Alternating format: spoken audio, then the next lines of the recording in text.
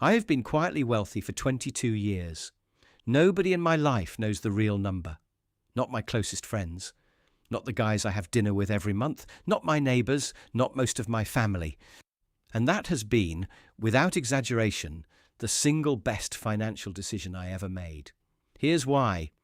For the next 10 minutes, I'll tell you why I chose invisibility. The specific choices that kept it invisible. What it cost me, because it did. What it bought me, which was more than the money ever did.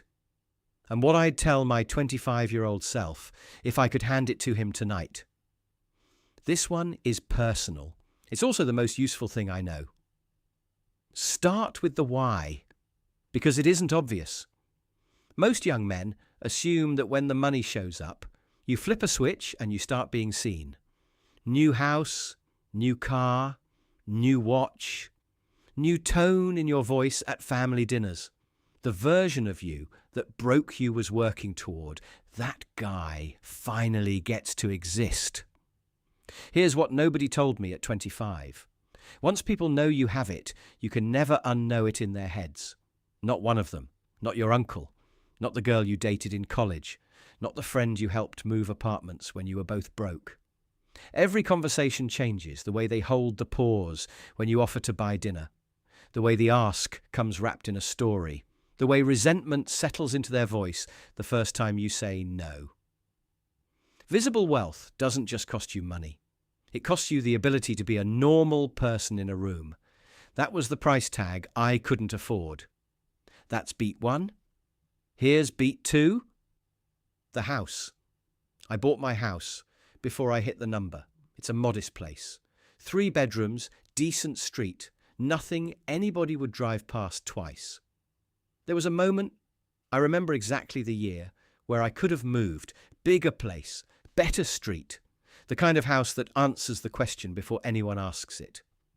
I did the math in my head one night. Not the money math, the other math. Every guy who walked into that new house would recalculate me.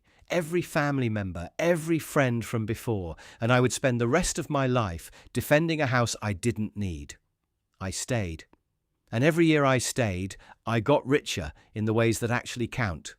Time, peace, compound interest in a low overhead life. The upgrade you don't make is worth more than the upgrade you do. Write that down somewhere, you'll see it. Beat 3. Same idea, car version. I drive a normal car. It runs well. It's clean. Nobody would guess anything from it. There was one moment I almost broke. A guy at a poker night, I knew he was doing less than me financially, was talking about his new car. Not bragging, just talking. And I felt this small, dumb pull to match him. To show, in a room where nobody was asking, that I could. I didn't. And driving home in my normal car that night, I felt something I'd been feeling more and more the older I got.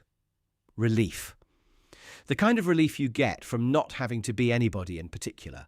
Every visible object you own is a signal you'll spend the rest of your life defending. Nobody warns you about that when you buy it. Beat 4. This one is harder than the house and the car combined. Never announce a win. Not on social media, not to your family, not to your friends, not to the girl you're dating, not even to the guys who were there when you were losing. It sounds cold. It's not. It's protection. Here's the thing about wins. The people who love you don't need the number. They can see you're okay. That's enough for them. And the people who need the number aren't the people you want in your life anyway. I've had good years I never mentioned. I've had great years the people closest to me still don't know about. I've watched other guys announce a good year and then spend the next 10 years being asked what happened when the good year ended. Silence on wins is more valuable than any bragging right you could ever collect. Nobody who matters needs the update. Beat 5. This is the one I'm most grateful for. The friendships stayed real because nobody knew. Nothing changed. The guys I had poker night with 15 years ago, I still have poker night with. They still bust my chops about the same stuff. They still think I'm doing okay, working hard, figuring it out. That's the frame I've been in for 22 years, and I would not trade it for anything the money could buy.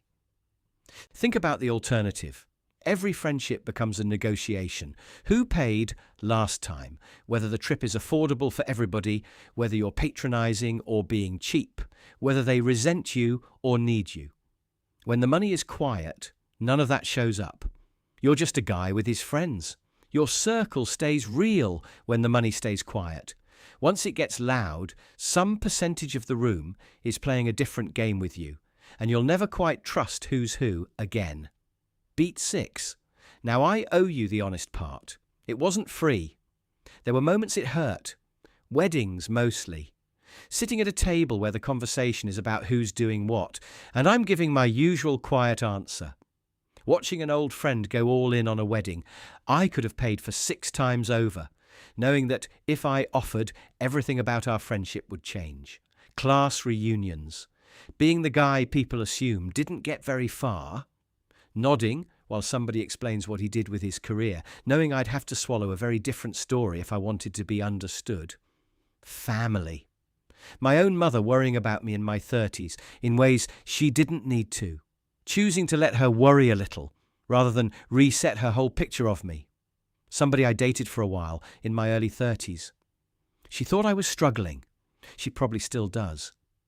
Part of me wonders sometimes if she moved on because she thought I couldn't build the life she wanted. I never corrected her.